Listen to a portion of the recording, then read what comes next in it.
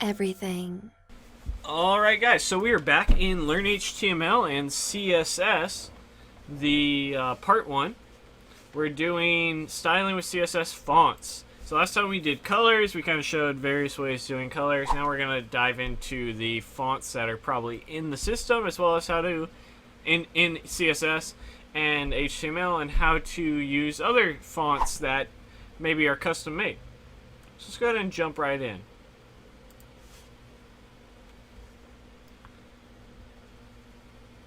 Lots of CSS going on in this page. You'll notice that targeting element, the way that you change the type of font is with font family. So we're going to go ahead and do that for the main heading, which was, I guess, our H1. So the way that we change it, we simply, real quick, let's go ahead and run this because we know it's been a little buggy. So font-family. And we're going to go ahead and change this to Georgia. Notice that we're not actually including any... Do I need to include this? I don't think I do. I guess it wants us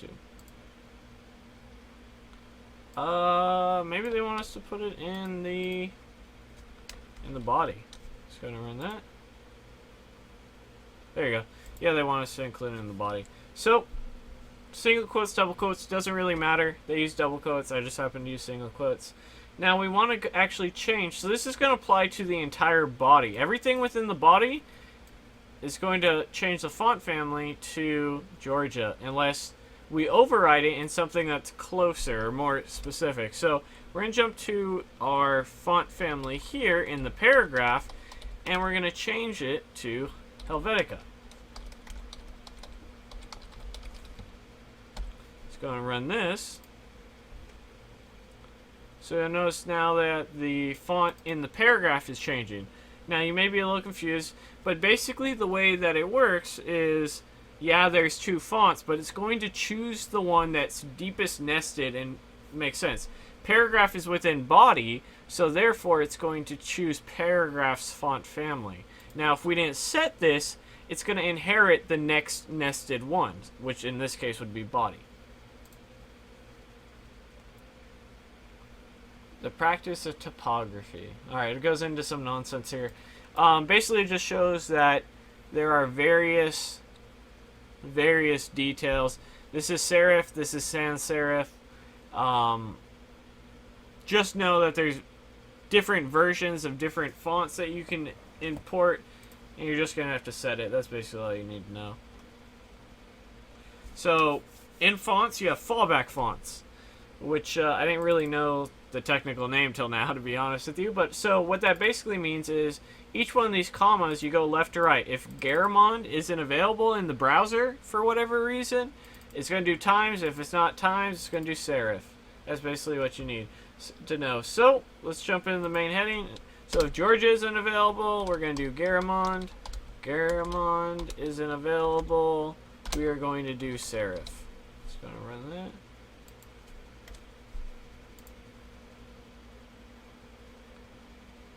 And then we're going to jump to same thing for paragraph, where we are simply going to do Arial or sans serif.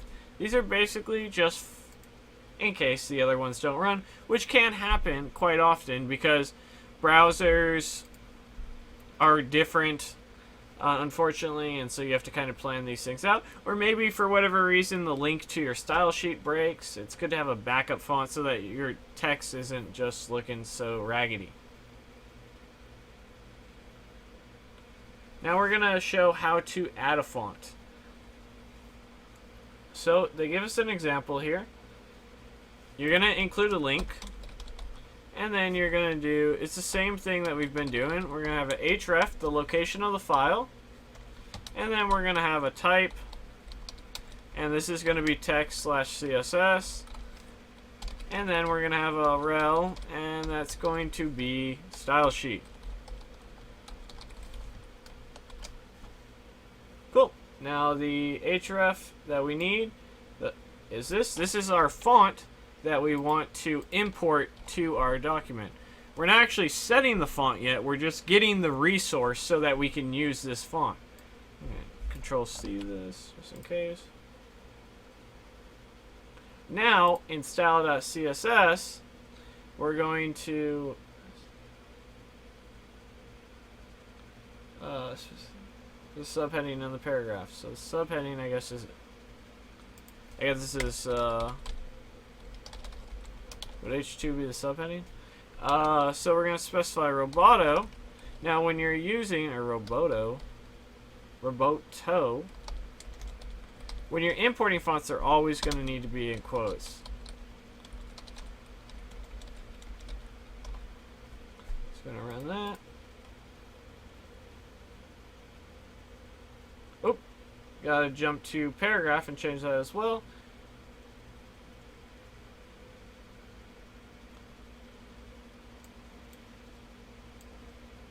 And we'll just go ahead and put Roboto and then a comma. There we go. Now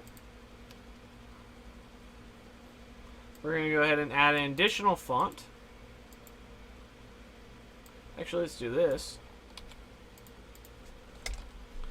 And then we'll just change the URL. Again, you're going to need to put the location, the type, and the rel.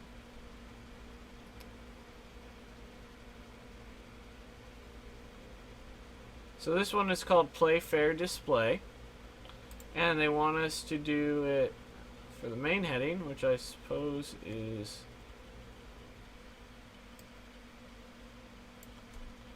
this, and this will be Play Fair Display. Just gonna run that.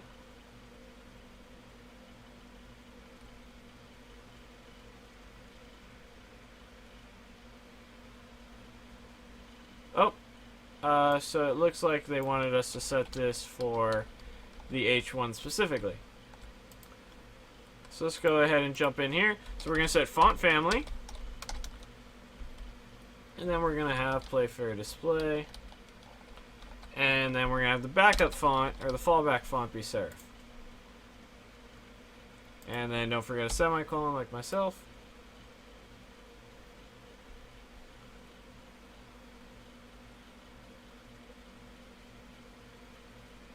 Oh, and of course, make sure you spell it correctly with a lowercase f. There we go. So you can import as many fonts as you want. Typically, when you're using like a Google font from their site, they'll tell you how fast loading it is as well, and like that might be something you want to consider if you're working with a very large application. So we're going to go ahead and jump into our paragraph, and we're going to change the font size to 20 pixels. So here's our paragraph. The way that we change font size is simply with font-size, and this is going to be 20px. So now this is, well, it kind of looks the same to me looking at it, but apparently it changed. But now we've set the font size. There's a lot of things that we can do here, and this is going over quite a bit. This is actually a really helpful page. You might want to print this out now that I'm looking at it. So, on the 12 pixel scale, I'm not sure what that. Let's take a second. 3 units of measurement for font size. You have the pixels, you have percentage, and then you have M. We know what pixels are. Percentage should make somewhat sense. And let's go ahead and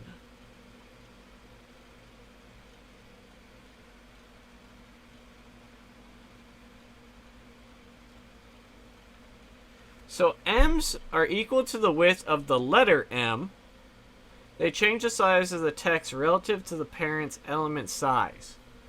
This is a very weird thing they came up with. But they basically, our size based off the paragraph. You're really going to use pixels, percentages, and you may use M eventually, but I wouldn't worry about it too much right now. Just know that there's various ways you can size your font dash size and other things as well. So we also have this line height parameter.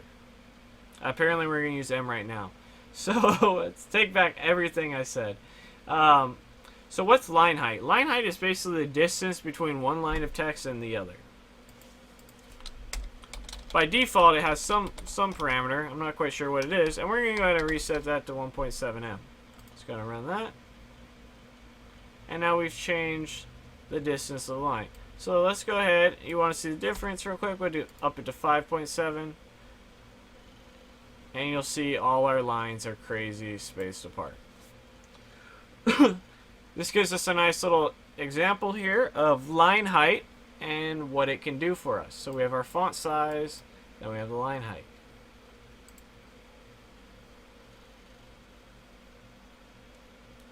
You also can increase the spacing between letters. So you can use this for paragraphs, any sort of text element. In this example, we're going to be doing the subheading. So we'll do font, was it font dash spacing, right? Yeah, no, word dash spacing. So word dash spacing. And we're going to go ahead and set 0.05M. Gotta run that. Oh, that's the semicolon.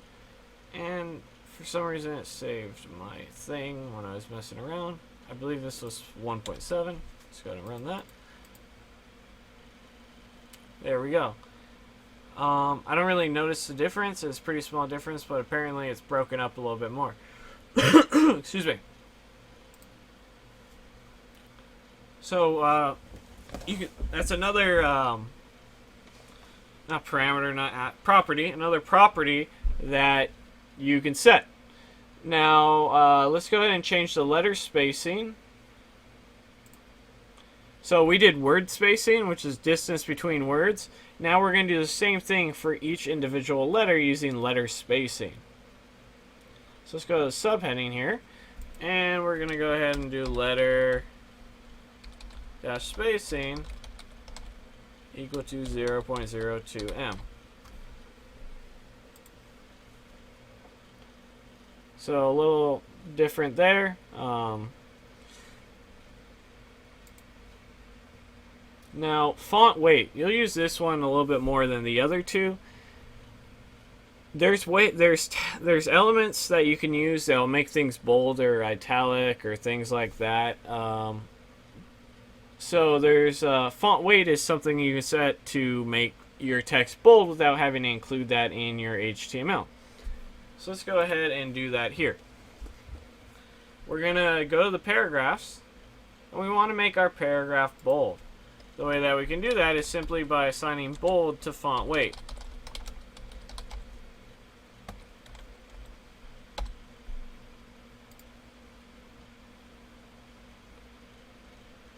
So it's a little bit bolder, I guess. So earlier we added this line of code. Notice the 100. This specifies that you'd use select when linking our roboto font. So apparently we can change the font weight to of our font. So certain fonts come in various weights, I guess. In this case, it's thin. So let's jump back into our index. We have roboto 100 here.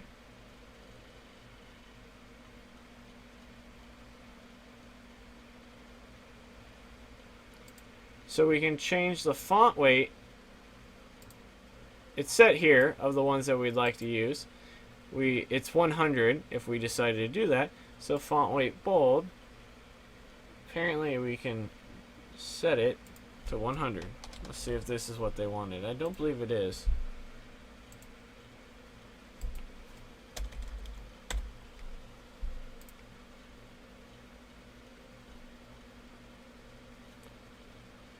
And there it is. It's thinner because 100 was thin. 900 goes all the way up to bold. Super bold. That's basically what we're doing there. Just put in the 100. Alright, so there's also font style. Similar to how we just did font weight, which handles the bold aspect in CSS, font style handles the italic. So let's go ahead and jump down to the subheading here of H2. Do a little font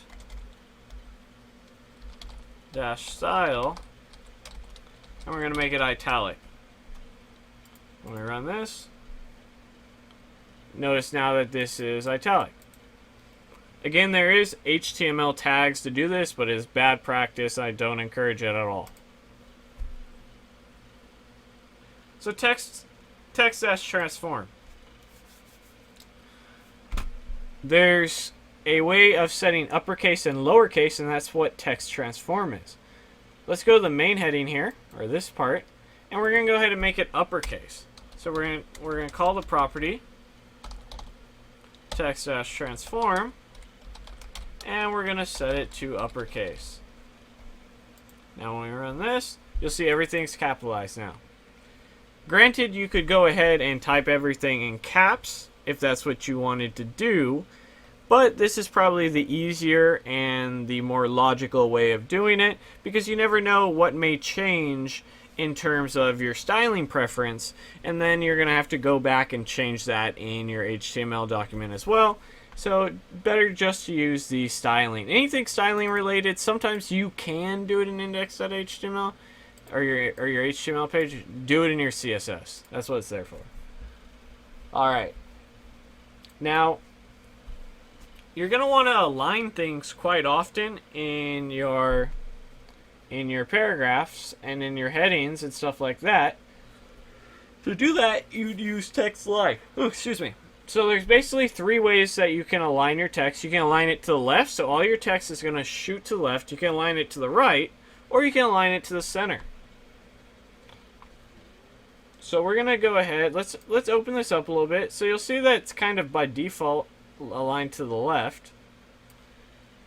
And now what we're going to do, I'll open it up back up so we can see the difference. We're going to set the main heading so that it aligns to the middle. I'm simply going to do text dash align and center. Let's go ahead and run this. Oh, I did that in the body, excuse me. Let's go ahead and add this right here like so. Run it one more time. And you'll notice now how it got centered. Just going to open this up. See, it's all the text is centered now. Pretty cool. They didn't like it, so we're going to change it to the left. Again, one more time. See the difference? So it's aligned to the left once more. So we learned a lot of stuff about fonts. Definitely something you're going to be using a lot. Minus kind of the letter spacing and the word spacing. You're just trying to get fancy at that point. But what did we learn? We learned that we can change the font family or the type of font.